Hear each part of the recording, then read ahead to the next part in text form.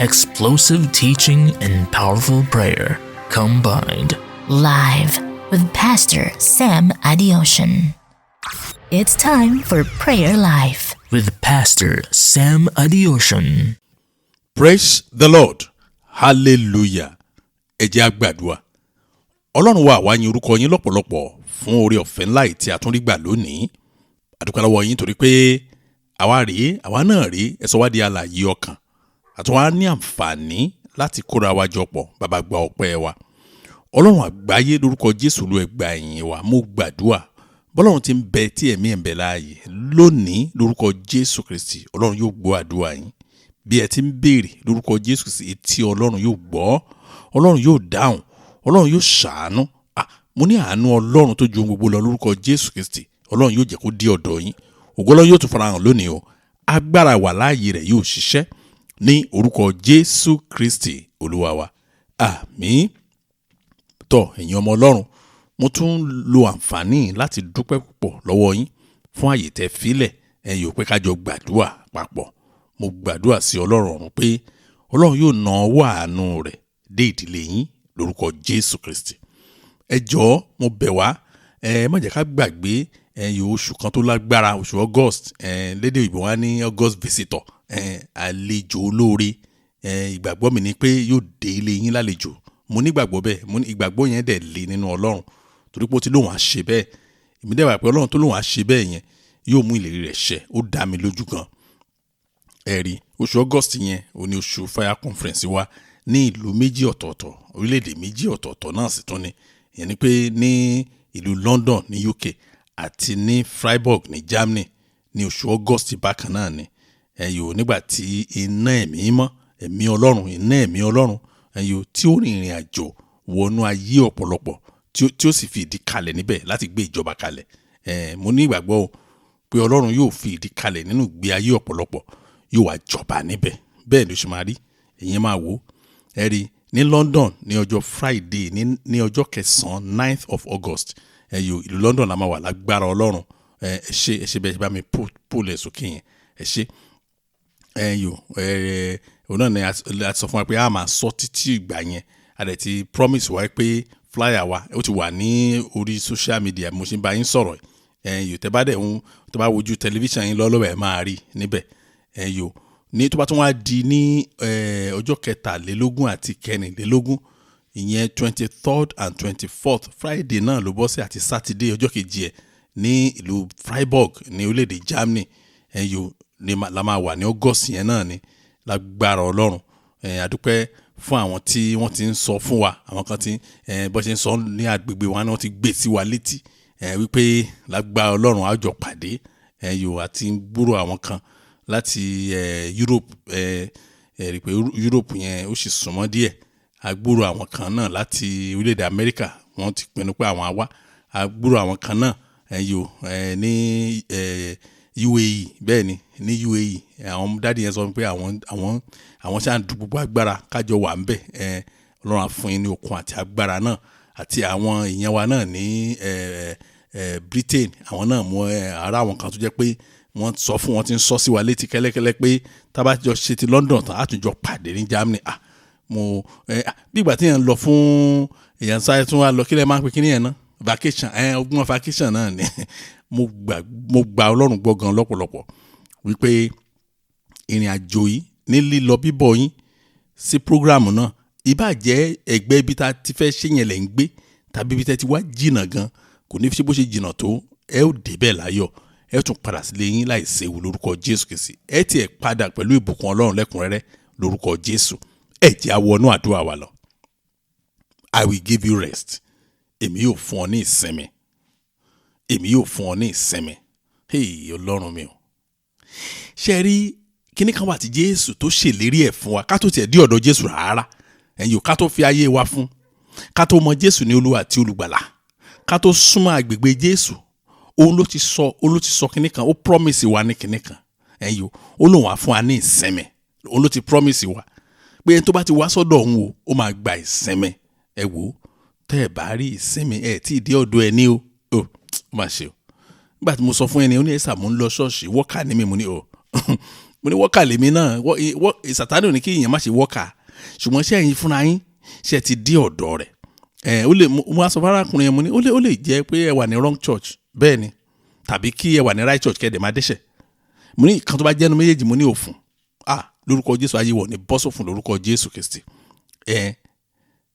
mo rántí àti yẹn torí mo sọ ìtàn yẹn fún ẹni tí mo bá sọ̀rọ̀ nínú àdúrà wa màá sọ ẹ̀kúnrẹ́rẹ́ ọ̀rọ̀ yín mo rántí àti yẹn ni àìmọye àdúrà máa pe àdúrà títí ẹ tún gbà báyìí ẹ̀rí lónìí báyìí àlákàlà ni lọ́la báyìí ìrírí burúkú ṣáá ni ẹ gbọ́ báwo lèyàn ṣe ń rìn ní wíńtà ẹ jọ̀ọ́ nítorí Ọlọ́run àwọn orílẹ̀-èdè kan tutù jura wọn lọ tí ìbá ṣe lọ lórílẹ̀-èdè Canada nígbà tí kì í tún ṣe snow mọ́ nìyẹn ó ti di yìnyín kéèyàn máa yìn lọ sí kí kòkòrò dẹ̀ máa jàjẹ́ lára kó a máa tọ́ bọ́ aṣọ ẹ̀ báyìí kó máa mú kòkòrò jáde kán máa pa kán máa tọ́ bọ́nú bra wọn kán máa mú kòkòrò jáde kán máa pa láàrin títì láì ṣe inú yàrá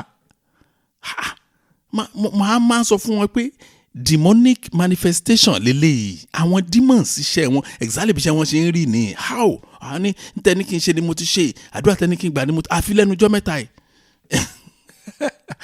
torí mo àtúnbẹ̀rẹ̀ máa ní ẹ ló mà ṣe máa ń join prayer àwọn mísì ẹ̀ in fact wọ́n á tún sọ àwọn topic prayer tá a ṣe lé lẹ́nu ọjọ́ mẹ́ta ẹni ẹ̀yin náà mọ àwọn ẹnìkan fídíò kan tó ń jà lọ́wọ́lọ́wọ́ báyìí táwọn ní ṣọ́ọ̀ṣì kan èmi ò kí ń wóoru kan bá mi tẹni time láti jókòó ti mi kì í wò rárá torí kò sí nǹkan tẹ́nìkan fẹ́ sọ táwọn ò ti mọ̀ tá a ti mọ̀ àwọn èèyàn ló lè jọ lójú tó máa ní ìjọba ìpásọ̀ báyìí táwa ti mọ̀ tipẹ́ tá à ń sọ gan lójoojúmọ́ ẹ̀rí àfi párátán máa sọ̀rọ̀ wọn ní kí n dẹ̀ máa wò kí n máa wò prayer book ṣọ́ọ̀ṣì yẹn làwọn ń lò láti fi gbàdúrà o tí wọ́n ti fún wọn ládùúgbà báyìí tí wọ́n ti gba ti prayer book ti wá tán wọ́n á tó mú yẹn náà wọ́n á fi jọ́yìn ẹ̀ mọ́ra mo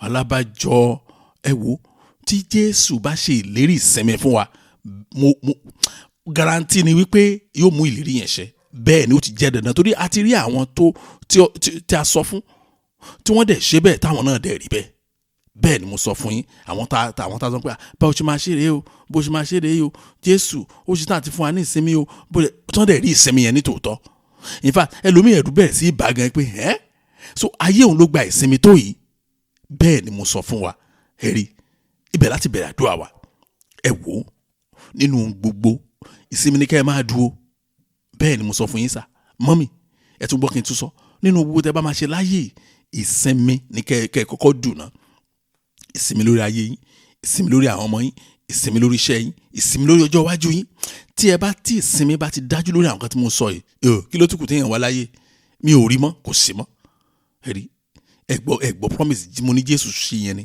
ní Matthew chapter 11 verse 28 Matthew chapter 11 verse 28 Bíbélì sọ pé Jésù ló ń sọ̀rọ̀ bẹ́ẹ̀ yẹn ó ní ẹ wá sọ́dọ̀ mi gbogbo ẹ̀yin tí ń ṣiṣẹ́ tí a sì di ẹrù wíwo lé lórí kì í ṣe mi Sam Adeosun mo ní kẹ́ wá sọ́dọ̀ mi o ẹ wò tẹ́ ẹ bá dé ọ̀dọ̀ mi ẹ jẹ yán ní tẹ́ bá ti rí yán jẹ tán ilé yá tẹ́ ẹ bá pẹ́ lọ gan máa sọ pé jọ́ ò lẹ́ ń padà á fún yín ráìsì jẹ mo sọ bẹ́ẹ̀ fún yín á fún yín ní mọ́ọ̀tì gan ẹ̀yin bẹ́ẹ̀ bá fẹ́ mu wáìnì ẹ rí lórúkọ Jésù ṣùgbọ́n lẹ́yìn ìyẹn a ò ní nǹkan kan tá a lè fún yín jù yẹn lọ bẹ́ẹ̀ ni mi ì dẹ̀ gbàdúrà kó jẹ́ pé ọwọ́ mi ni màá ti máa fúnru yín lówó mi ò gbàdúrà bẹ́ẹ̀ Jésù ní ẹ wá sọ́dọ̀ mi gbogbo ẹ̀ tí ń ṣiṣẹ́ tí a sì di ẹrù lórí ó ní èmi yóò fún yín ní ìsinmi ó ti promise ìsinmi yẹn ká tó dọ́dọ̀ ẹ̀ oh God ẹ wò ẹni tí ò bá rí ìsinmi yẹn gbà tí Jésù ṣèlérí ẹ jọ báwo lè ṣe rò bí irú ẹni yẹn lè rí ìsinmi ayérayé Bible study kọ́ là ń ṣe máa prove ẹ̀ fún yín pé téèyàn bá gbé ayé yìí kò dẹ̀ ní ìsinmi kò lè wọ ìjọba ọ̀run kò possible wọ́n ní ó tẹ̀ tí kò nù làálàá ayé ó ti bọ́ sínú ìsinmi understand Bíbélì rárá nìyẹn ń lẹ́ ṣe lè sọ bẹ́ẹ̀ ẹ gbọ́dọ̀ ní ìrírí ẹ gbọ́ bàbá tí ń bẹ lọ́run ni ó débì kan ó ní bí wọ́n ṣe ń ṣe ní ọ̀run wọ́n fẹ́ ní experience ọ̀run yẹn nínú ayé Ọlọ́run fẹ́ ká ní experience gbogbo àǹfààní tó wà lọ́run ayé ìlú ẹ̀ka tí máa ní experience ẹ̀ Jésù Olúwa mo dé lónìí ẹ fún mi ní ìsinmi oh Lord I come today give me rest ẹ̀yin lẹ́mọ̀ tẹ́ ní ìdí ìsinmi sí ìsinmi lórí àwọn ọmọ mi ìsinmi lórí ayé mi ìsinmi lórí iṣẹ́ mi ìsinmi lórí ọ̀nà mi Jésù Olúwa mo dé lónìí ẹ fún mi ní ìsinmi, ẹ jẹ́ á gbàdúrà bẹ́ẹ̀ ní orúkọ Jésù, ní orúkọ Jésù. Ọlọ́run ayérayé mo gbàdúrà, Olúwa mo dé lónìí, Olúwa ẹ fún mi ní ìsinmi. Mo kó àwọn ọmọ mi wá lónìí, Olúwa ẹ fún wa ní ìsinmi, Olúwa ẹ fún mi ní ìsinmi o, mo dé lónìí ẹ fún mi ní ìsinmi, Olúwa mo dé lónìí, Olúwa mo fẹ́ claim ìsinmi tèmi náà, ẹni tí n bá ti wá ẹni ẹ fún mi ní ìsinmi. Jésù mo dé lónìí, Olúwa ẹ fún mi ní ìsinmi, Olúwa ẹ fún mi ní ìsinmi. Gbọ́ àdúrà Jésù Kristi Olúwa wa. Mo mẹ́nu bà ọ̀rọ̀ yẹn fẹ́rẹ́. Èyí mọ̀ pé ẹ̀yin ọmọ Ọlọ́run ẹ ti wò lọ, ẹ like social media gan, tọ́rọ̀ kan bá jáde báyìí gbogbo tí n bá sọ yìí àwọn tó sẹ́ni fídíò yẹn sí mi ò lè wò, kò sí ìtẹ̀sí nǹkan tó even tó bá jẹ́ 5 minutes gan mi ò ráàyè. Èyí tí n bá fi jókòó ti kíní yẹn, ẹnìkan ni ó send ẹ̀ sí àwọn kan náà send ẹ̀ sí ìyàwó mi, so wọ́n á sọ pé àwọn kan tẹ̀ lọ wò pé bí àṣẹjú mẹ́ta làwọn tiẹ̀ pé náà pé bíi 3 hours mo ní kí náà fẹ́ wò ṣe wọ́n kàn lọ́kàn pa ni mo á bú sẹ́yìn mo ní mi ò tiẹ̀ mọ iye minutes tó wà ń bẹ̀. Ẹni tó bá wò ó lè sọ fún mi, but pé wọ́n á wò àìrọ́ èyí tí màá fi ṣe ẹ wá gé 3 minutes wákàtí mẹ́ta kẹ́ ẹ wá wo iye àwọn tó máa jàǹfààní nínú iṣẹ́ ìrànṣẹ́ wa, àwọn tó sẹ́ndì audio ká wá pín 3 minutes yẹn sórí 3 hours sí wọn. Ṣùgbọ́n mo mọ nǹkan tó lè jáde ń bẹ̀.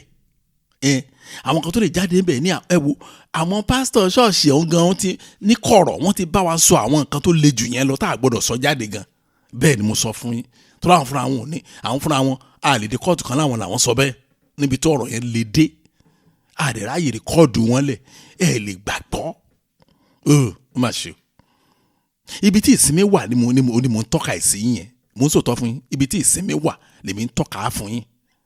Téèyàn bá ayé kan la dẹ̀ ní, téèyàn bá dẹ̀ ti lo ayé yẹn ní ìlòkulò kò ní option mọ́ ju wípé ó máa lo ayérayé ẹ̀ bàràbàrà ni, ó ti tán mọ́ nìyẹn. Mo gbàdúrà kò ní tán mọ́ yín lórúkọ Jésù. A sọ fún Ọlọ́run lẹ́ẹ̀kan sí Jésù, mo kó àwọn ọmọ mi wá lónìí sí ọ̀dọ̀ yín, ẹ kó wọn wá. Bẹ́ẹ̀ ni mo sọ fún yín, Jésù gan sọ oníkan máa da ọmọdé lẹ́kùn kan jẹ́ kán wá sọ́dọ̀ òun, ẹ kó àwọn yín lọ fún Ọlọ́run. Tẹ́ bá múrúkọ àwọn ọmọ yín, ẹ tẹ̀ gbọ́dọ̀ mọ̀ ní kílẹ̀ ló ṣe yín tẹ̀ múrúkọ àwọn ọmọ yín, ẹ bá dárúkọ àwọn ọmọ yín fún Ọlọ́run. Olúwa mo kó àwọn ọmọ yín wá sí ọ̀dọ̀ yín, Olúwa ẹ fún mi ní ìsinmi lórí wọn. Abẹ́rẹ́ kí iṣẹ́ àdúrà tó ní ńlá ni. Olúwa ẹ fún mi ní ìsinmi lórí àwọn ọmọ mi, ẹ fún àwọn ọmọ mi náà ní ìsinmi lórí mi. Ẹ sọ fún Ọlọ́run, ẹ fún àwọn ọmọ mi ní ìsinmi lórí mi. Olúwa ẹ fún mi ní ìsinmi lórí àwọn ọmọ mi. Oh Lord, I bring my children to you today. Lord, give me rest concerning their lives. Ẹ fún mi ní ìsinmi lórí àwọn ọmọ mi, ẹ fún àwọn ọmọ mi náà ní ìsinmi lórí mi. Ẹ jẹ́ á gbàdúrà bẹ́ẹ̀ ní orúkọ Jésù, ní orúkọ Jésù. Ọlọ́run ayérayé mo gbàdúrà, mo kó àwọn ọmọ mi wá lónìí wá báyìí. Olúwa ẹ fún mi ní ìsinmi lórí wọn, Olúwa ẹ fún mi ní ìsinmi lórí àwọn ọmọ mi, Olúwa ẹ fún mi ní ìsinmi lórí àwọn ọmọ mi. Olúwa ẹ tún tẹ̀síwájú o, àwọn ọmọ mi náà nílò ìsinmi o, ẹ fún wọn ní ìsinmi lórí mi náà. Orúkọ Jésù Kristi ìdílé mi dọ̀wọ́ yín, Olúwa ẹ fún mi ní ìsinmi lórí ìdílé mi. Ó yẹ gbàdúrà mà, mọ́mì, dáàdì, ẹ̀yin gan lẹ ní ìdàdúrà yẹn jù, ẹ̀yin tẹ́ jẹ́ baálé ilé yẹn gangan. Olúwa ẹ kẹ́ gbàdúrà fún ìsinmi lórí, tẹ́ bá ní ìsinmi lórí ìdílé yín, ẹ wò àwọn èèyàn rí flesh yín pé ó ń dán, kì í ṣe pé bí ẹ sanra bẹ́ẹ̀ sanra ló má ta, ṣùgbọ́n wọ́n á fọkàn àgọ́ ara wọn ní wow, wọ́n ní ẹ máa ń dán. Bẹ́ẹ̀ ni mo sọ fún yín, Olúwa fún mi ní ìsinmi lórí àwọn ọmọ mi, Olúwa fún mi ní ìsinmi lórí àwọn ọmọ mi. Ẹ máa dárúkọ àwọn yín fún Ọlọ́run ní kọ̀ọ̀kan. Ẹ lè mú látòrí ẹ̀gbọ́n, ẹ lè mú látòrí àbúrò, ẹ lè dàrú mọ́ra, Ọlọ́run abá yín tó. Olúwa fún mi ní ìsinmi lórí wọn. Tí kan nínú ẹ̀ bá jẹ́ ọmọ tó nira gan, tó le fún yín láti tọ́, ẹ sọ fún Ọlọ́run kó fún yín ní ìsinmi lórí ẹ̀. Ó yẹ máa sọ fún Ọlọ́run bẹ́ẹ̀. Ó yẹ gbàdúrà, ẹ má dáwọ́ dúró mi ní kẹ́ dúró. Olúwa fún mi ní ìsinmi, Olúwa fún mi ní ìsinmi lórí àwọn ọmọ mi, Olúwa fún mi ní ìsinmi, Olúwa fún mi ní ìsinmi. Gbọ́ àdúrà Jésù Kristi Olúwa wa. Gbogbo alámọ̀ ìtàn yẹn wípé Mósè ni Ọlọ́run lò láti kó àwọn ọmọ Ísírẹ́lì ẹ̀yìn kúrò ní Íjíbítì. Ṣùgbọ́n nígbà tá a bẹ̀rẹ̀ sí wo ìtàn Mósè yẹn, ó wá dé ìkóríta kan, Mósè ò ní ìsinmi o. Bẹ́ẹ̀ ni lórí iṣẹ́ tá a gbé lé lọ́wọ́ kò ní ìsinmi rárá. Ó mú ọ̀rọ̀ yẹn tọ̀ Ọlọ́run lọ. Ẹni tó máa ń sọ fún àwọn Kristẹni, èyí tá a bá fi máa sunkún, ká máa fọ̀rọ̀ wa lọ rẹ̀, ká máa fi lọ fámìlì, ká máa pe fóònù kiri, à ń waste time ara wa ni. Ká bọ́ sórí ìkúnlẹ̀, ká fi ọ̀rọ̀ wa lọ Ọlọ́run láì purọ́ níwájú rẹ̀. Ó yẹ ká mọ̀ pé a lè rí ọ̀pá níwájú Ọlọ́run, ṣùgbọ́n ká ti ní nínú ìwà àti ṣe wa pé tá a bá ti wà níwájú Ọlọ́run a lè purọ́. Ibi tá a ti kùnà ká sọ fún, ibi tá a ti ṣìnà ká sọ fún, ká wá wo nǹkan tó lè ṣẹlẹ̀ lẹ́yìn ìgbà yẹn. Ní tí Mósè ṣe nìyẹn. Exodus chapter 33 verse 12 to verse 14. Exodus chapter 33 verse 12 to verse 14. Mósè sọ àwọn ọ̀rọ̀ kan tó lágbára níbẹ̀. Ọlọ́run náà dẹ̀ fèsì fún. Bíbélì sọ pé Mósè sọ fún Olúwa pé ìwọ ti wí fún mi pé darí àwọn ènìyàn wọ̀nyí, ṣùgbọ́n ìwọ kò jẹ́ kí n mọ ẹni tí ìwọ yóò rán pẹ̀lú mi. Kọ̀m̀plé àkọ́kọ́ Mósè sí Ọlọ́run nínú àdúrà ẹ̀. Ó ní Ọlọ́run. Ṣé bẹ́yìn lẹ sọ fúnra yín tẹ́ sọ fún mi ipe kí n darí àwọn èèyàn wọ̀nyí, ṣùgbọ́n ó wá ṣàlàyé èèyàn 10 ni, èèyàn 12 lẹ́yìn fún mi ni. Ìdí tó fi wà frustrated ni pé àwọn ọmọ Israẹli wọ́n dàbí ọmọ téèyàn bí tí ò fún òbí ẹ̀ ní ìfọ̀kànbalẹ̀. Àwọn ọmọ Israẹli ò fún Mósè ní ìfọ̀kànbalẹ̀. Ó ní ẹ bá tiẹ̀ sọ fún mi inú àwọn ọgọ́rọ̀ èèyàn wọ̀nyí ṣé èèyàn 10 lẹ́yìn nù wọn kí n lè mọ̀ pé wàhálà mi ò ní pọ̀ tó bẹ́ẹ̀. Kọ̀m̀plé àkọ́kọ́ nìyẹn. Ẹ jẹ́ n tẹ̀síwájú. Ó ní síbẹ̀ ìwọ ti wí pé èmi mọ̀ ọ́ nípa orúkọ, ìwọ ó sì rí ojú rere mi pẹ̀lú. Kọ̀m̀plé kejì ní lẹ́sà ẹlẹ́mọ̀ mi nípa orúkọ mi pé màá dẹ̀ rí ojú rere pẹ̀lú. Mósè tún tẹ̀síwájú. Ó ní nítorí náà nísinsìnyí mo gbàdúrà bí èmi bá ní ojú rere ní ojú rẹ nítòótọ́ bó ṣe sọ yẹn, kọ́ mi ní ọ̀nà rẹ nísinsìnyí kí èmi kí ó lè mọ̀ ọ́ kí n sì lè rí oore ọ̀fẹ́ ní ojú rẹ kí o sì rántí wípé àwọn ènìyàn rẹ ní orílẹ̀-èdè yìí. Ẹ̀rí kí ló mú Mósè máa sọ̀rọ̀ bẹ́ẹ̀ yẹn? Mósè máa mọ iye àwọn tó ń kó kù ní Íjíbítì. Ó mọ iye ẹgbẹ̀lẹ́gbẹ̀ tó ń kó lójú ẹ̀ dẹ̀kẹ̀rẹ́. Wọ́n bẹ̀rẹ̀ sí kó pín. Wọ́n tún kó pín lójú ẹ̀. Ó wá fẹ́ dàbí pé òun ò mọ̀ ṣe. Wọ́n á rìn díẹ̀, àwọn Ísírẹ́lì á kùn lé lórí. Wọ́n á rìn díẹ̀, oríṣiríṣi ṣá ń ṣẹlẹ̀. Ló ṣe ń sọ̀rọ̀ yẹn pé jẹ́ tó bá jẹ́ bẹ́ẹ̀ òun ò ní sinmi mọ́, òun ò ní ìfọ̀kànbalẹ̀. Báyìí lẹ sọ fún mi, wọn ò rí bẹ́ẹ̀. Ohun tó bá jẹ́ bẹ́ẹ̀, ó ní rántí pé àwọn èèyàn wọ̀nyí àwọn èèyàn rẹ ni ó ti sọ fún mi lé alẹ́ pé àwọn èèyàn ni kí ló ń ṣẹlẹ̀. Now nígbà tó wá di verse 14, ẹ̀gbọ́n kan tó wá ṣẹlẹ̀. Ọlọ́run dáhùn wípé ojú mi yóò máa bá ọ lọ, èmi yóò sì fún ọ ní ìsinmi. Oh my God. Látọjọ́ náà ni Mósè ti gba ìsinmi o. Ọlọ́run ṣèlérí ìsinmi ó dẹ̀ múṣẹ fún. A sọ fún Ọlọ́run, Jésù Olúwa, lọ́sàn-án lóru ẹ jẹ́ kí ojú yín máa bá mi rin ìrìn àjò ayé mi kí n sì ní ìsinmi. Ọlọ́run ayérayé o, ẹ wò ń fẹ́ kẹ́ gbàdúrà yìí pẹ̀lú ọwọ́ agbára lónìí. Oh Lord, day and night, let your eyes accompany my life's journey and I will receive rest. Jésù Olúwa, lọ́sàn-án lóru ẹ jẹ́ kí ojú yín máa bá mi rin ìrìn àjò ayé mi kí n sì ní ìsinmi. Ẹ jẹ́ á gbàdúrà bẹ́ẹ̀ ní orúkọ Jésù, ní orúkọ Jésù. Ọlọ́run ayérayé mo gbàdúrà lọ́sàn-án lóru ẹ jẹ́ kí ojú yín máa bá mi rìnrìn àjò ayé mi kí n sì ní ìsinmi. Ẹ jẹ́ kí ojú yín máa bá àwọn ọmọ mi rìnrìn àjò ayé wọn kí n ní ìsinmi lórí wọn. Ẹ jẹ́ kí ojú yín máa bá iṣẹ́ mi rìnrìn àjò kí n sì ní ìsinmi lórí iṣẹ́ mi. Lórí ìdílé mi ńkọ́, ẹ jẹ́ kí ojú yín máa bá ìdílé mi rìnrìn àjò kí n ní ìsinmi lórí ìdílé mi. Bẹ́ẹ̀ ṣe máa gbàdúrà yẹn nìyẹn. Ẹ jọ̀ọ́ ẹ gbà tìtara, ẹ gbà tọkàntọkàn.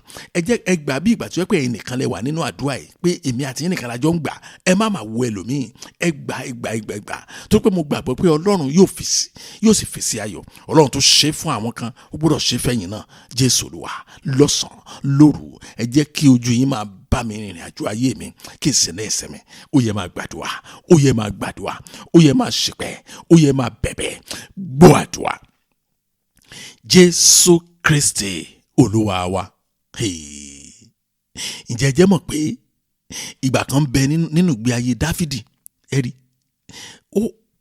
kò mọ̀ tó ń sọ jáde lẹ́nu pé kò tiẹ̀ wà ní ìyẹ́ báyìí kò wá fò lọ sí ibi ìsinmi. Wàhálà ìpọ̀, ìdààmú ìpọ̀. Bẹ́ẹ̀ ni bó ṣe rí fáà náà lórí fún àwọn èèyàn wọ̀nyí. Ìyàtọ̀ bẹ̀ kan ni pé wọn ò ní àgàmú rárá tó ṣe ayé wọn lọ́nà. Wọn ò ní ìjọ tá a gbé kalẹ̀ lórí bísínẹ́sì. Wọn ò ní ìjọ tá a ti fi òkùnkùn tẹ́ǹdì. Ìyàtọ̀ kan náà ni wọn. Nǹkan táwa náà dojúkọ làwọn náà dojúkọ. Ṣùgbọ́n ó rọrùn fún wọn láti bọ́ torí pé ọ̀nà sí ọ̀dọ̀ Ọlọ́run ó yá nígbà náà. Ẹ rí ṣe nígbà tí mo sọ nígbà ayé Dáfídì ó wà troubled. Àwọn ọ̀tá ẹ̀ dẹ̀ fojú ẹ̀, àwọn ọ̀tá ẹ̀ wọ́n fi mú ẹ̀fọn fèrè. Ó wà frustrated. Ẹ rí nínú Psalm 55 verse 4-6 ni kákàdé 6 Psalm 55 verse 4-6 Dáfídì kò mọ̀gbà tó ń bẹ̀rẹ̀ àdúrà tó ní agbára.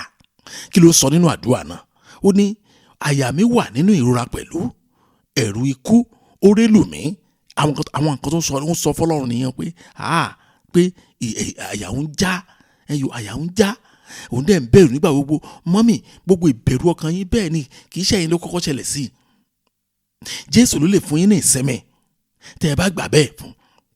Verse 5 ó ní ìbẹ̀rù àti ìwárìrì ó wá sí ara mi, ìbẹ̀rù bójó ti bò mí mọ́lẹ̀. Dáfídì ló ń sọ̀rọ̀ yẹn nínú àdúrà yẹn ní verse 6 ó ní èmi sọ pé èmi ìbá ní ìyẹ́ bí àdàbà, èmi ìbá fò lọ kí n lè wá sí ibi ìsinmi. Ó ní kó lọ ní ìyẹ́ báyìí, kó wá fò lọ síbi kan tóun ti lè sinmi, tọ́kàn òun ti lè balẹ̀, tíṣẹ́ òun ti lè dáa, tóun ní ìfòyà lórí ayé o mọ́. Nǹkan tó wíṣì fún nìyẹn. Ẹ jẹ́ á sọ fún Ọlọ́run, Jésù Olúwa, ẹ mú mi lọ sí ibi ìrírí ìsinmi, ibi tí màá ti ní ìrírí ìsinmi gangan yẹn, ìsinmi tí ẹ̀yin Ọlọ́run promise mi yẹn, ibi tí màá ti ní ìsinmi yẹn, Olúwa ẹ mú mi lọ síbẹ̀, níbi tí ọwọ́ ìbẹ̀rù ò lè dé, níbi tí ọwọ́ ìfòyà ò dé, níbi tí ọwọ́ àlákàlà ò dé.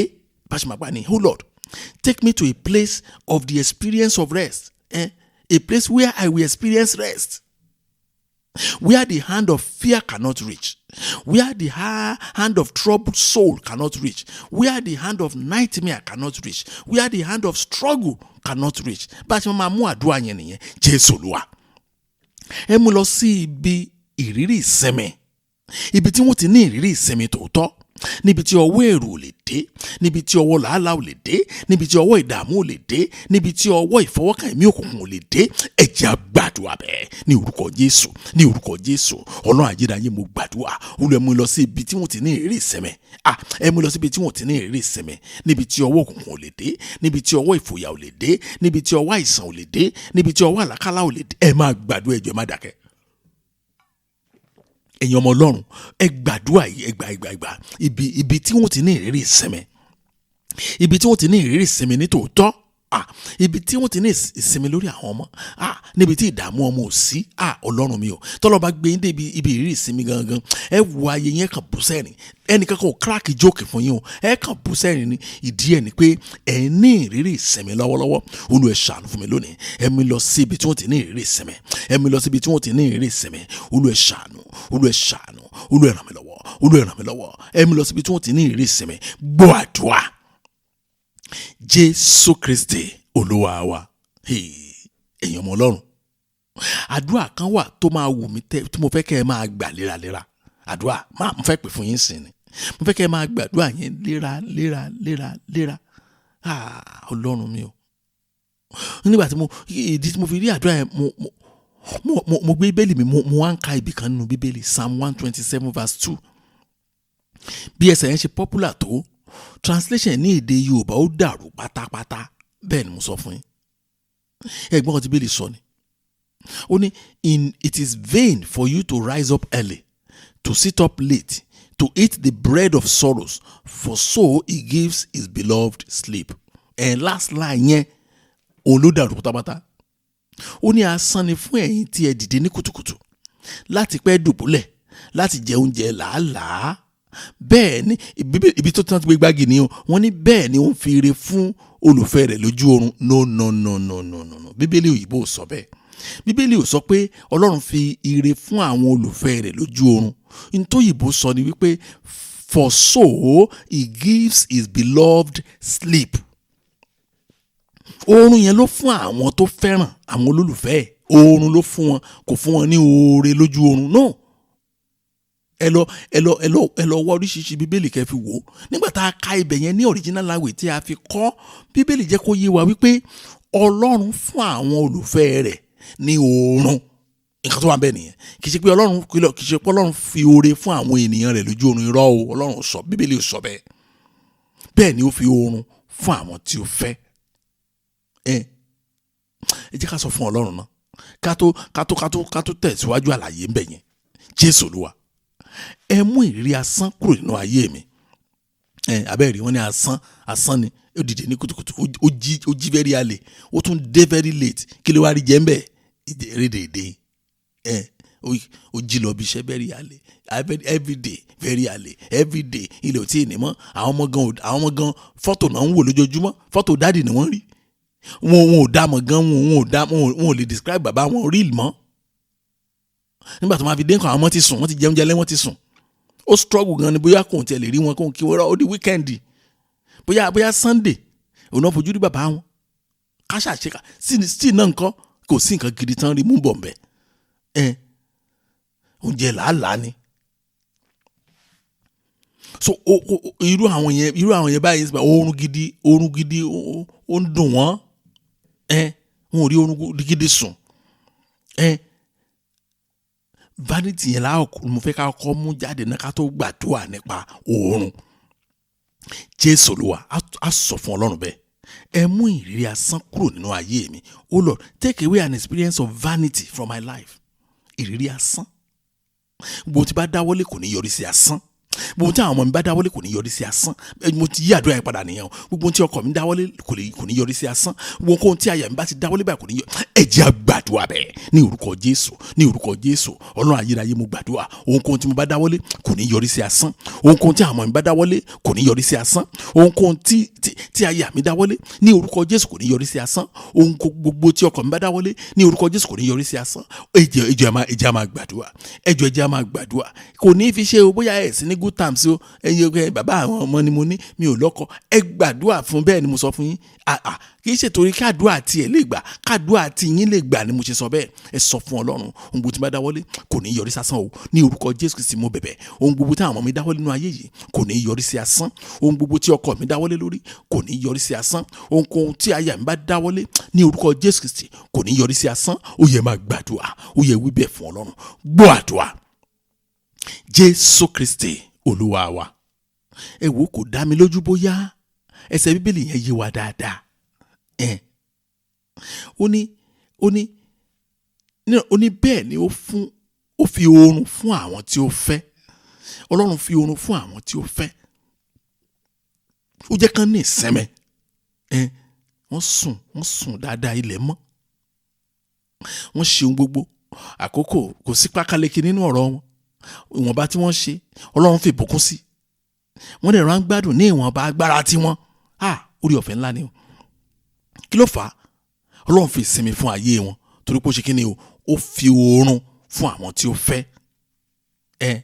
nígbà tí mo bá àwọn ọmọ mi kan tá a jọ ń discuss lẹ́nu ọjọ́ mẹ́ta yìí wọ́n kàn sọ̀rọ̀ yẹn fẹ́rẹ́ ni wọ́n lẹ́sà wọ́n ní tí n bá rí àlákàlà tí wọ́n lá ní ìjẹta wọ́n ní Ọlọ́run mi o wọ́n láwọn fòdìdé lójú oorun làwọn kí àdúrà mọ́lẹ̀ làwọn bẹ̀rẹ̀ sí gbàdúrà mo ní òkè mo ní àìló mà ẹ jẹ́ kí mi náà kẹ́kọ̀ọ́ máa ń sọ bẹ́ẹ̀ dáadáa ẹ jẹ́ kí mi náà kẹ́kọ̀ọ́ irú àdúrà wo lẹ̀ ń gbà wọ́n náà bẹ̀rẹ̀ sí bind àwọn bẹ̀rẹ̀ sí oh God wọ́n bẹ̀rẹ̀ sí di ẹ̀mí òkùnkùn gbogbo ẹ̀yin ẹ̀mí òkùnkùn tẹ́ ẹ wá sílé mi àdèyìn àdìkà àdèyìn mo ní rárá mà mo ní kílẹ̀ ń dé Ọlọ́run fún mo ní next time ẹ má bọ́dá ara yín pẹ̀lú agbára òkùnkùn kò sí nǹkan tó kàn wá ìjọba tiwọn ni wọ́n wà náà ti ń ṣe ayé tiwọn a ò ní reason láti dojú àdúrà kọ wọ́n bẹ́ẹ̀ ni mo sọ fún wa relationship wa pẹ̀lú Ọlọ́run òun ló matter most wọn àmọ́ sọ fún wọn àmọ́ lọ sí ẹsẹ̀ yìí thank God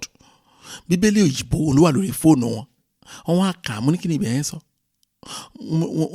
wọ́n kọ́ túmọ̀ ẹ̀ ní èdè Yorùbá no ẹ má ka Báíbù Yorùbá o ẹ tún bẹ̀ yẹn kà kẹ́ ẹ wá sọ tó sọ fún mi náà wọ́n á tún kà mọ́ ní so Ọlọ́run fún àwọn tó fẹ́ràn ló ní oorun ó fún wọn ní ẹ̀bùn oorun mo ní bẹ́ẹ̀ ni ẹ gbà mo sọ fún yín mo ní kan tí Bíbélì sọ gangan nìyẹn Ọlọ́run fún àwọn tó fẹ́ràn ní oorun á wá sọ di àdúrà Jésù Olúwa ẹ rán àánú yín sí mi lónìí ẹ fi ẹ̀bùn oorun fún mi ẹ wò mà dáàdi tí Ọlọ́run bá gbọ́ àdúrà yẹn oh my God ẹ máa gba òpin òótọ́ ni mò ń sọ o mi ṣeré o mo máa ń sọ mo ní tí n bá sùn tí mo lálàá oh my God kò sẹ́ni tí ò ní fẹ́ gbọ́ àlá mi tán lé wa with excitement ni mo lálàá kan lénìí ó lágbára báyìí ni mo ṣe lá máa sọ ìgbà tí àwọn mi sì retí gbọ́ àlá mi mo gbàgbọ́ wọn ò sọ bẹ́ẹ̀ fún mi mo gbàgbọ́ pé láìpẹ́ mi á ti sún wọn pé kí ló kàn mí pa àlá bàbá yìí báyìí wọn ò sọ bẹ́ẹ̀ fún létí mi o but èmi náà mo kàn wá rò ó lọ ẹ̀yìn pé àwọn yẹn ọ̀rọ̀ mi á ti sún wọn lórí àlá o Ọlọ́run tẹ̀ wá kì í ṣe ojoojúmọ́ once in a ó lè jẹ́ odidi ọdún kan ó lè jẹ́ ẹ̀kan ẹ̀rí àdúrà tẹ bá gbà tẹ bá ní ìrírí ẹ̀ ó máa yà yín lẹ́nu pé what ẹ máa sọ ẹ̀ ní rẹ́kọ̀dù kankan kì í pẹ́ lálàá ìgbàgbé o kò ní sí rẹ́kọ̀dù kankan sọ akàndé pím ẹ ti lajú ẹ ti jí ẹ kàn wá gòdì ilẹ̀ tí a mọ́ nìyẹn Jésù ò ṣeun torí pé Ọlọ́run fún yín ní ẹ̀bùn oorun ẹ̀bùn yẹn mo fẹ́ kẹ́ ẹ béèrè báyìí oh Lord send your mercy to me and give me the gift of sleep. Tẹ́ bá ní ẹ̀bùn oorun ẹ ò ní ìrírí àlákàlà wọ́n rìn mí mọ́lẹ̀ o wọ́n tuntun dé o wọ́n ti dé o wọ́n ti iná bá mi sùn lójú oorun mọ́jú kí ló ń jẹ́ bẹ́ẹ̀ nígbà tí ẹ ti gba ẹ̀bùn oorun lọ́wọ́ Ọlọ́run á kó àwọn áńgẹ́lì tí ojú wọn kan sí ẹ̀mí òkùnkùn wọ́n á sọ̀rọ̀ àǹdí yín débi pé ẹ ò tiẹ̀ in fact gan ẹ̀ṣin tó máa bà lẹ́yìn amúra ẹ̀ bẹ́ẹ̀ ni mo ń sọ fún yín Jésù Olúwa ẹ rán àánú yín sí mi lónìí ẹ fi ẹ̀bùn oorun fún mi ẹ jẹ́ àgbàdua bẹ́ẹ̀ ní orúkọ Jésù Ọlọ́run ayérayé mo gbàdúrà Ọlọ́run ayérayé Olú ẹ rán àánú yín sí mi lónìí ẹ̀bùn oorun lọ fún mi ẹ fi ẹ̀bùn oorun fún mi ẹ fi ẹ̀bùn oorun fún mi bí ọ̀rọ̀ yín ṣe sọ wípé ẹ ń fún àwọn tí ẹ fẹ́ràn ẹ ń fún wọn ní ẹ̀bùn oorun lórúkọ Jésù Kristi ẹ ṣàánú fún mi lónìí ẹ fi ẹ̀bùn oorun fún mi lónìí ẹ ṣàánú fún ọkọ mi o ẹ fi ẹ̀bùn oorun fún ẹ ṣàánú fún aya mi o ẹ fi ẹ̀bùn oorun fún ẹ ṣàánú fún àwọn ọmọ mi ẹ fi ẹ̀bùn oorun fún wọn Olúwa ẹ fún wọn ní ìsinmi Olúwa ẹ fún wọn ní ìsinmi ní orúkọ Jésù Kristi Olúwa ẹ fún wọn ní ìsinmi ní orúkọ Jésù Kristi Olúwa ẹ fún wọn ní ìsinmi gbọ́ àdúrà Jésù Kristi Olúwa wa ẹ̀yin ọmọ Ọlọ́run ní ọjọ́ Monday ìjẹta kọ́ yìí mo wà ní báǹkì ni ó ní ìwé kan tí mo fẹ́ lọ gbà lọ́wọ́ wọn arákùnrin kan wà tí mo mọ̀ dáadáa ní báǹkì yẹn ló ti ń ṣiṣẹ́ every time a máa ń kíra a máa ń sọ̀rọ̀ ló kàn wá di Monday yìí ni ẹ̀rí mo ṣe ṣetán báyìí ló gbá tẹ̀lé mi ṣé kò sí o wọn làwọn fẹ́ rí mi ni ṣé kò sí yan kan wọ́n ní wọ́n dojúkọ ìṣòro kan nínú ayé wọn wọ́n ní ètò bá wọn lẹ́nu bẹ́ẹ̀ wọ́n ní ṣe mi ò mọ̀ wọ́n ní kíni wọ́n ní bàbá wọn ọ̀rọ̀ ìṣòro yẹn ló sọ títí tí wọ́n fi kú wọ́n ní dáàdi wọn dẹ̀kẹ̀rẹ́ bọ́ ṣe ń fà ní òtórà bọ́ ṣe ń fà níbi ló ń jábọ́ kó ìkan ò bá kan wọ́n làwọn náà ti wá bẹ̀rẹ̀ wọ́n ní bàbá wọn ṣe kú tán báyìí làwọn tún gbé mo ní kílẹ̀ kí ni ìṣòro ọ̀ngàn wọ́n ní àwọn máa ń lálàá nípa past wọn máa bára wọn wọ́n lè bára wọn ní school tí wọ́n lọ ní primary wọ́n lè bára wọn ní school tán lọ secondary wọ́n lè máa ṣe exam wọ́n lè máa oh my God mo ṣe sọ ẹ mo ní is very bad mo ló bad àwọn làwọn mọ̀ struggle lóríṣiríṣi wọ́n wá ní ẹskísà àwọn ò lè ṣàlàyé àwẹ̀ táwọn ti gbà àdúrà táwọn ti gbà wọ́n ṣàlàyé àwọn nǹkan tí wọ́n ti ṣe wọ́n á rẹ́rìn ẹ̀wẹ́ ẹ̀yàn ọmọ Ọlọ́run mo máa ń sọ̀rọ̀ kan lójoojúmọ́ àwọn kan ò kà sí o wọ́n sì ń wò pé kò yà no my church my good ẹ wo ìṣòro àwa kìrìsìtẹ́nì òde òní kì í ṣe oṣó kì í ṣàjẹ́ o kì í ṣe ogun ìdílé o ẹ gbà mú sọ fún yín o ìṣòro àwa kìrìsìtẹ́nì àgbékalẹ̀ ìjọ ẹ̀yìn ó kópa náà ẹ̀ a ti belong sí ìjọ tá a wà yẹn irọ́ ni kò sí nǹkan tó máa ṣẹlẹ̀ ìṣòro àwa kìrìsìtẹ́nì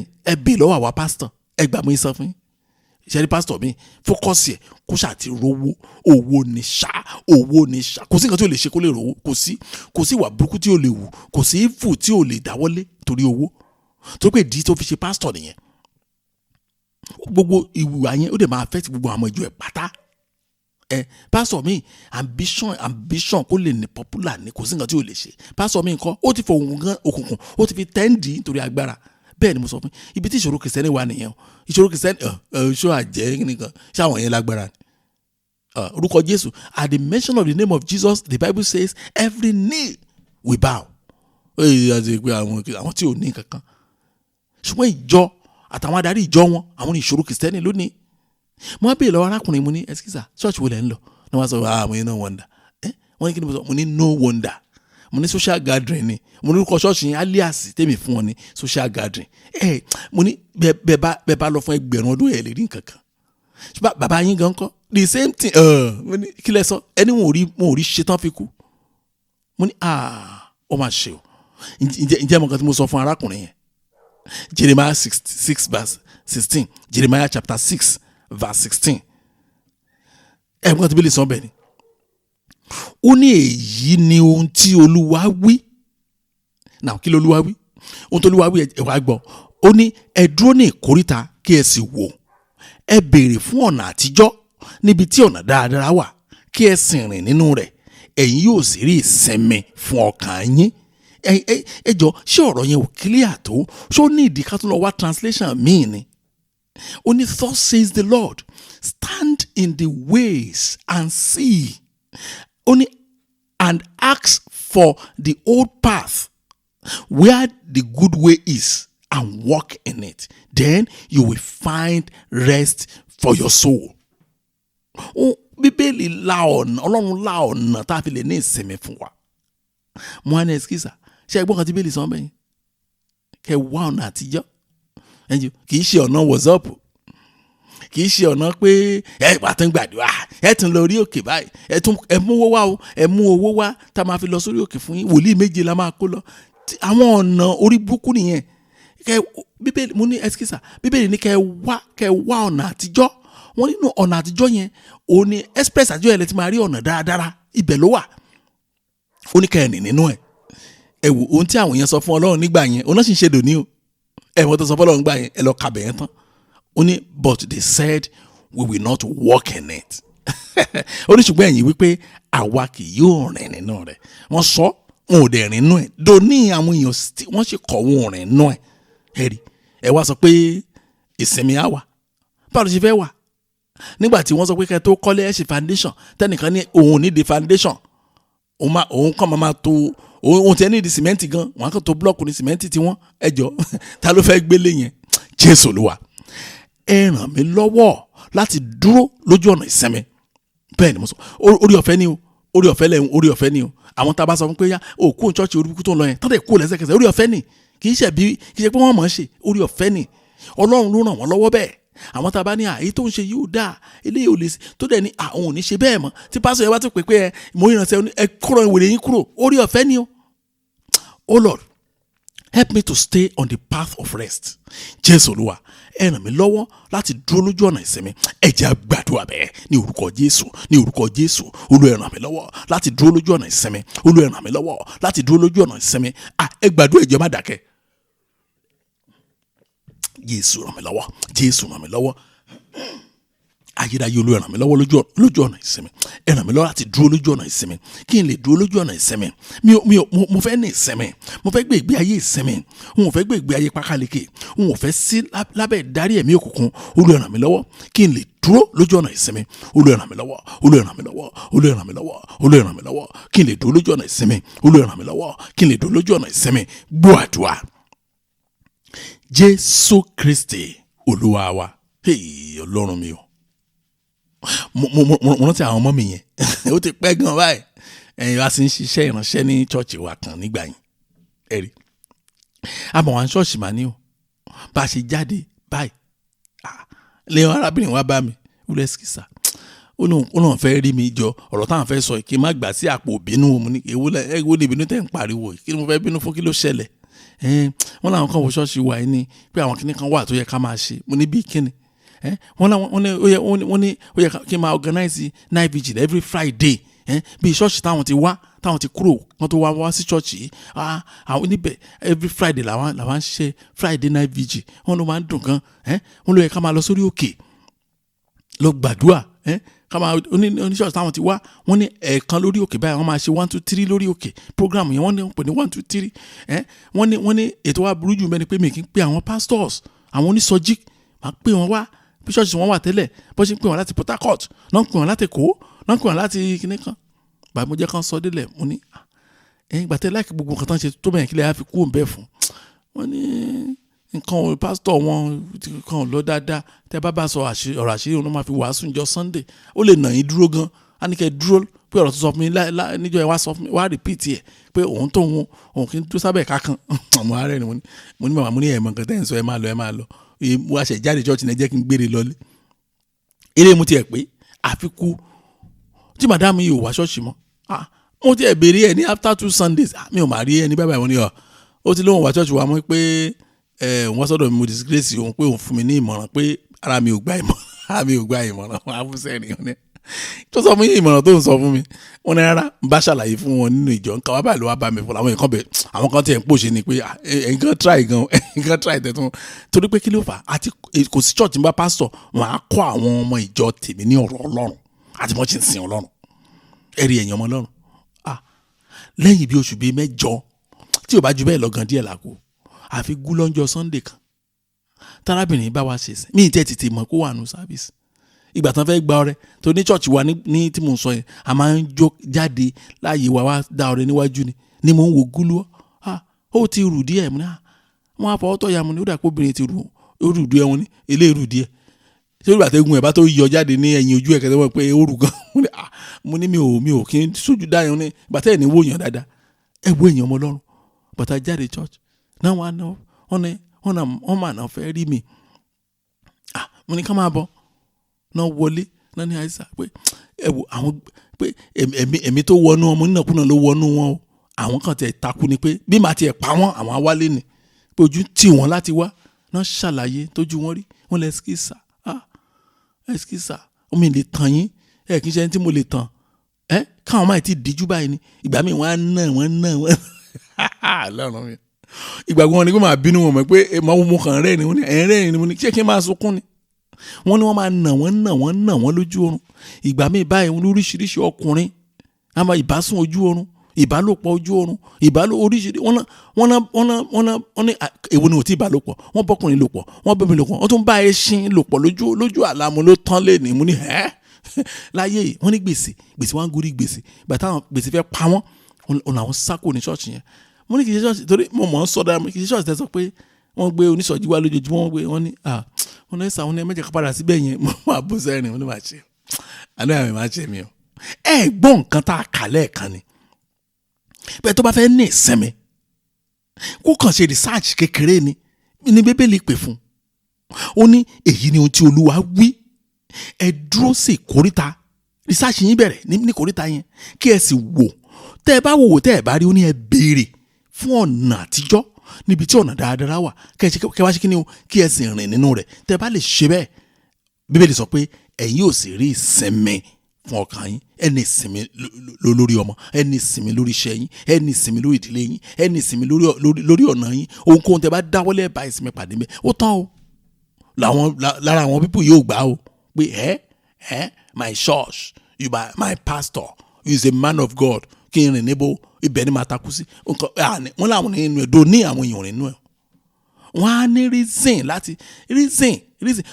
ọmọ pásítọ̀ mi ò gba ti bàbá ẹ̀ kò iṣẹ́ ìránṣẹ́ bàbá ẹ̀ ó fẹnu tàbùkù ẹ̀ irọ́ ni o àwọn á tún máa lu àwọn ọmọ ìjọ á máa lu ọmọ wọn pé kò tẹ̀lé wọn lọ ṣọ́ọ̀ṣì yẹn níbi tí ọmọ pásítọ̀ gan ti oh God ẹ já tún àdúrà ẹ̀wẹ̀ ká sọ fún Ọlọ́run Olúwa mo nílò ìrànlọ́wọ́ yín Olúwa ẹ ràn mí lọ́wọ́ láti dúró lójú ọ̀nà ìsinmi Oh Lord, I need your help.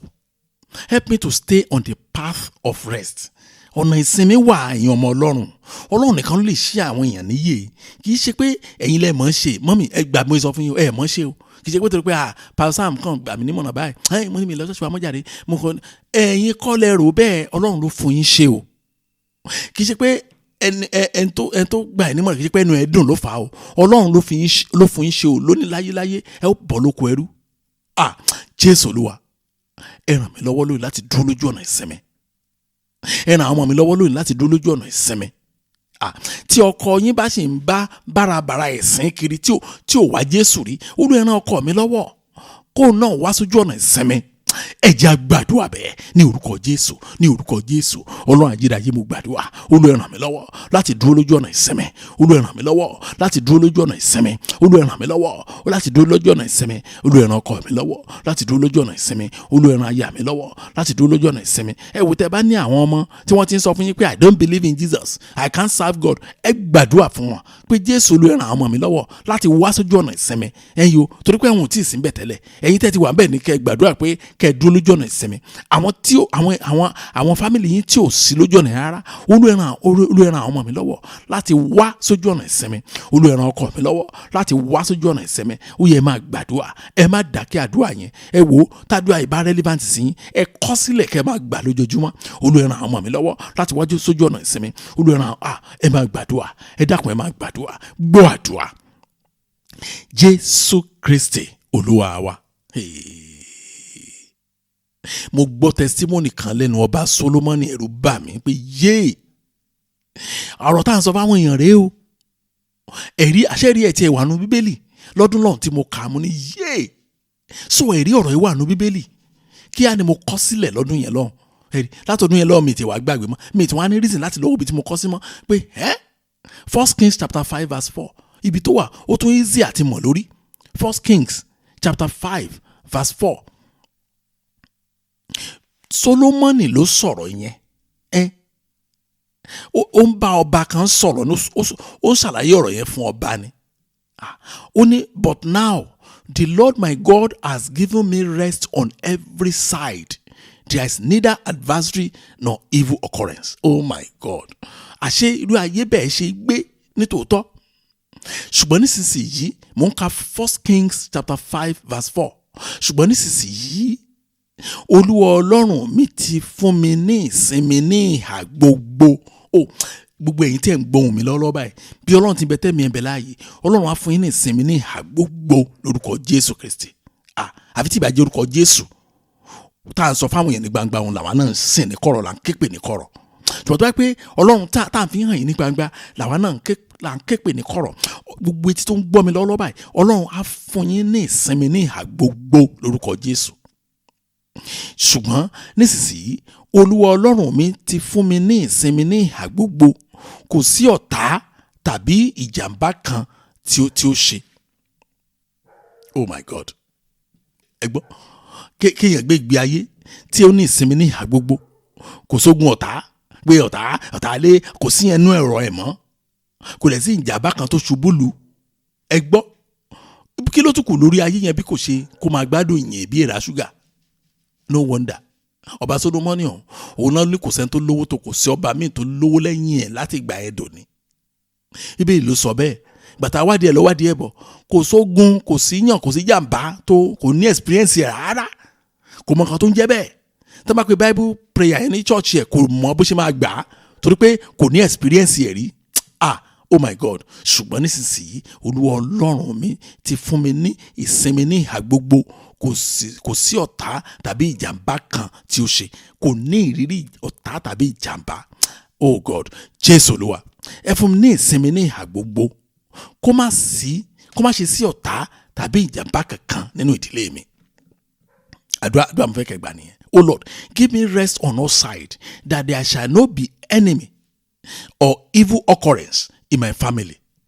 There shall not be any enemy or evil occurrence in my family. Jésù Olúwa, Olúwa fún mi ní ìsinmi ní ìhà gbogbo, kó má ṣe sí ọ̀tá tàbí ìjàmbá kankan sí ìdílé mi. Ẹ jẹ́ á gbàdúrà bẹ́ẹ̀ ní orúkọ Jésù, ní orúkọ Jésù. Ọlọ́run ayérayé mo gbàdúrà, bàbá Olúwa fún mi ní ìsinmi ní ìhà gbogbo, kó má ṣe sí ọ̀tá tàbí ìjàmbá ní ìdílé mi lórúkọ Jésù. Olúwa ṣàánú fún mi lónìí, Olúwa ṣàánú fún mi o, Olúwa ṣàánú fún mi o. Ẹ fún mi ní ìsinmi ní ìhà gbogbo, kó má ṣe sí ọ̀tá tàbí ìjàmbá kankan ní ìdílé mi lórúkọ Jésù. Olúwa ṣàánú, Olúwa ṣàánú. Ẹ ràn mí lọ́wọ́, ẹ ràn mí lọ́wọ́, ẹ ràn mí Jésù ẹ ràn mí lọ́wọ́, Jésù ẹ ràn mí lọ́wọ́. Olúwa ṣàánú fún mi, Olúwa ṣàánú fún mi, Olúwa ṣàánú fún mi, Olúwa ṣàánú fún mi. Jẹ́ kí n rí àánú gbà, jẹ́ kí n rí àánú gbà, Olúwa jẹ́ kí n rí àánú gbà. Gbọ́ àdúrà. Jésù Kristi Olúwa wa. Ẹ̀wọ́ ẹ̀yin ọmọ Ọlọ́run, mo fi dá yín lójú lónìí wípé èmi ò máa àdúrà emergency gbà o. Àwọn tó mọ̀ wá personally, wọ́n mọ̀ pé àwọn àdúrà kan wà jẹ́ pé a ò pè rí láyé, a ò pè rí either in our private prayers or in public prayers. a ò tiẹ̀ mọ̀ pé ni tá a bá pè gan àmọ́ bá ṣe máa gbà òótọ́ tó wà bẹ́ẹ̀ ni àdúrà pákáleke irọ́ kò síbẹ̀ lórúkọ Jésù Kristi. Torí pé mo gbàgbọ́ tọkàntọkàn wípé pílánù Ọlọ́run fún àwọn ọmọ ẹ̀ òun ni pé kó dáàbò bò wọ́n ní ìhà gbogbo ẹ̀yọ́ kó fún wọn ní ìsinmi ní ìhà gbogbo. Èmi mo dẹ̀ máa ń sọ kí nìkan mo ti sọ nínú àdúrà ilé ni kò sí nǹkan tó kàn mí nípa ìjọba òkùnkùn mi ò ní mi ìṣeré mo sọ ń bì kan ní kí ni mo ní ẹjọ́ ṣé mo jẹ́ mẹ́mbà wọn olóhùn òrò bẹ́ẹ̀ mi ò kì í ṣe mẹ́mbà wọn mi ò bá wọn ṣèpàdé ìjẹta kábà sọ pé màá gbọ́ minute of meeting so kábà sọ pé matters arising ajáde mi ò mọ ohunkóhun tí wọ́n ń ṣe níbẹ̀ mi ò dẹ̀ kíà láti mọ̀ ṣùgbọ́n mo fẹ́ mọ Ọlọ́run Paul ní that I may know him kí èmi kí o lè mọ̀ èmi fẹ́ mọ̀ ni Ọlọ́run ni mo fẹ́ mọ̀ kò sí nǹkan tó kàn mí pa wọn kò sí nǹkan tó kàn mí pa Olúwa ẹ máa gbọ́ ṣọ́ọ̀ṣì ni wọ́n fẹ́ bẹ̀rẹ̀ ìsìn ni o ẹ máa gbọ́ gbogbo àyíká gbogbo ọ̀tá ní àyíká àti agbègbè yìí tí a ò fi wé pè ní agbègbè nínú ṣọ́ọ̀ṣì èmi ò tiẹ̀ rí wọn torí pé nígbà tí ọ̀nà wa tó bá gún pẹ̀lú Ọlọ́run Bíbélì jẹ́ kó yé wa wípé a ó gbé ní àárín àwọn ọ̀tá wa láì sí ìbẹ̀rù kò séwu wọn ò bí bá wọn dá ẹgbàá mo sọ fún yín kẹ́ran kó burú kan kó lóun burú débi pé kó wá lọ sí ibi tí láìfọ ẹ̀yà wà kó dé yín dé ẹ̀yọ́ kò sẹ́ni tó máa sọ sítórì kankan fún tó bá yé ni tó bá rí wáyà okùn tán bí sáṣọ kò ní dé díẹ̀ bẹ́ẹ̀ ni mo sọ fún yín ó máa ṣe o ẹ jẹ́ ká máa múra báyìí lọ sínú àdúrà àánú wa ẹ̀yọ́ mo fẹ́ pe àdúrà kan fún wa tẹ́lẹ̀ ní ṣùgbọ́n wọ́n ti yọjú sí mi báyìí jẹ́ ká lọ sínú àdúrà àánú wa jẹ́ ká lọ bẹ̀bẹ̀ fún àánú Ọlọ́run kí lẹ fẹ́ kí Ọlọ́run kó ṣe gan ṣé prayer point yín ti jáde nínú àdúrà tòní tó bá ti jáde ẹ tẹra mọ́ ẹ máa gbà tí ò bá ti jáde tó bá ní nǹkan kan tẹ́ ẹ̀ bí Ọlọ́run fún àsìkò tí tó bá yẹ o ṣùgbọ́n kí nìkan ló dá mi lójú pé Ọlọ́run yóò fún yín ní ìsinmi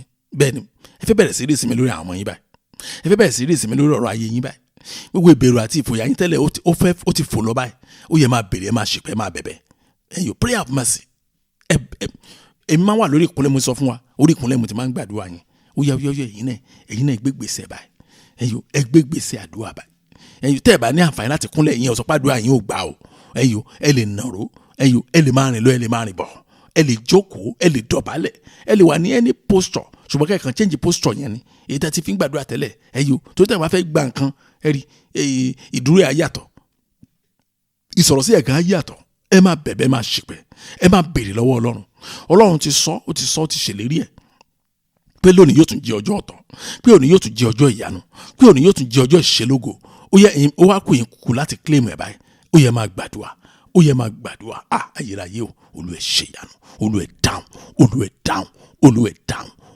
dáhùn ẹ máa gbàdúrà ẹ̀yin ọmọ Ọlọ́run lórúkọ Jésù Olúwa dáhùn gbọ́ àdúrà Jésù Kristi Olúwa wa ẹ jẹ́ á gbàdúrà Ọlọ́run wa wá yìn orúkọ yín lọ́pọ̀lọpọ̀ lẹ́ẹ̀kan sí àtúndúpẹ́ fún àṣeyọrí tẹ́ tún fún wa lónìí Olúwa gbọ́ ọpẹ́ wa Jésù Kristi Olúwa gbà yín wa mo gbàdúrà fún yín ọwọ́ Ọlọ́run dé ọ̀dọ̀ yín ní orúkọ Jésù ọwọ́ Ọlọ́run dé ọ̀dọ̀ yín Ọlọ́run ti kó ẹ̀bùn ìsinmi wá lórí ọmọ ó yẹ gba ìsinmi Ọlọ́run kó ẹ̀bùn ìsinmi wá lórí iṣẹ́ yín ó yẹ gba ìsinmi ní orúkọ Jésù Kristi mo ní lórí ọmọ yín lórí àwọn yín pátá ó yẹ gba ìsinmi láti òní lọ lórí iṣẹ́ yín lórí ọ̀rọ̀ ayé yín lórí ọkọ yín lórí aya yín ní orúkọ Jésù ó yẹ gba ìsinmi ẹ gba ìsinmi Jésù ti ní ká wá sọ́dọ̀ òun ó lóun yóò fún wa ní ìsinmi lórúkọ Jésù Kristi mo ní ká gba ìsinmi tó bá ní àwọn ìgbésẹ̀ kan tó yẹ ká gbé tó lè mú kí ìsinmi yín dájú lórúkọ Jésù Kristi àánú Ọlọ́run yóò sọ àṣírí ẹ̀ fún yín lórúkọ Jésù Kristi mo bẹ̀ Ọlọ́run lórí ayé yín pé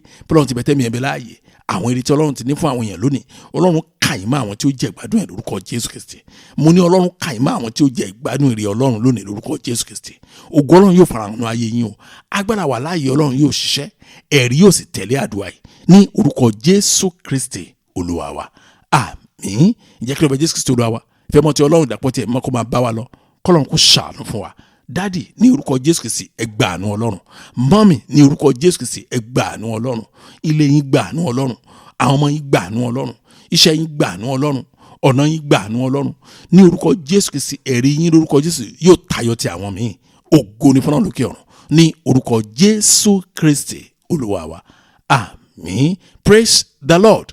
Hallelujah. Thank you and God bless you.